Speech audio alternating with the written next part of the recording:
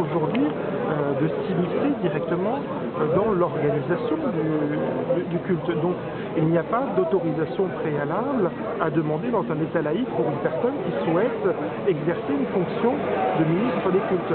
Par contre, là où l'État peut avoir une action extrêmement positive, c'est de mettre à disposition des imams et de manière plus générale à tous ceux qui sont intéressés par ces questions, une formation de haut niveau, scientifique dans le cadre public, évidemment qui permet également d'aborder les rapports et l'histoire des autres religions, et également d'aborder les valeurs de la République et les lois de la République. Donc c'est de permettre de faire cette offre, on va dire, cette offre de formation.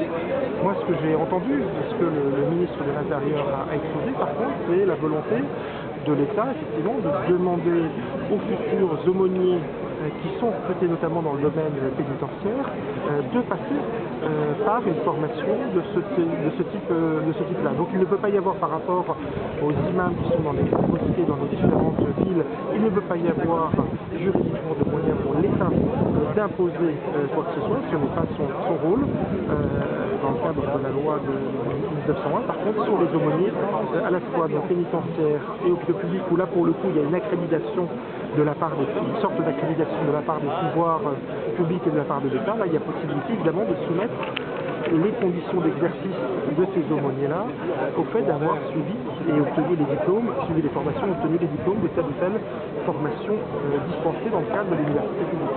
C'est comme ça que j'ai compris.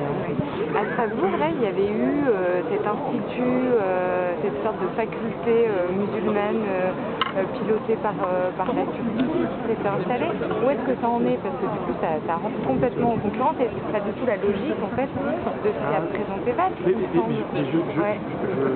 Moi, ce que je comprends, c'est qu'il y a eu différentes étapes dans la réflexion concernant différentes étapes dans le pays sur la question de la formation des imams. La première étape, dans les années 80, a été déjà avec les pays d'origine qui font venir aujourd'hui des imams, qu'il s'agisse de la Turquie, de l'Algérie ou du Maroc, font venir, pour des périodes en général de 4 ans, des imams dans les mosquées françaises. Donc la première étape dans les années 80 a été de faire en sorte que ces imams-là, effectivement, soient, on va dire, comment dire, c'est très délicat les mots, ce genre de... soit effectivement encadrés par les différents pays d'origine. On va dire ça comme ça, ce qui a apporté un premier niveau d'assurance. Le deuxième niveau a été de demander, et d'ailleurs le ministre Cazeneuve a re-signé une convention avec l'Algérie au mois de décembre dernier, de demander à ce que ces imams qui viennent des pays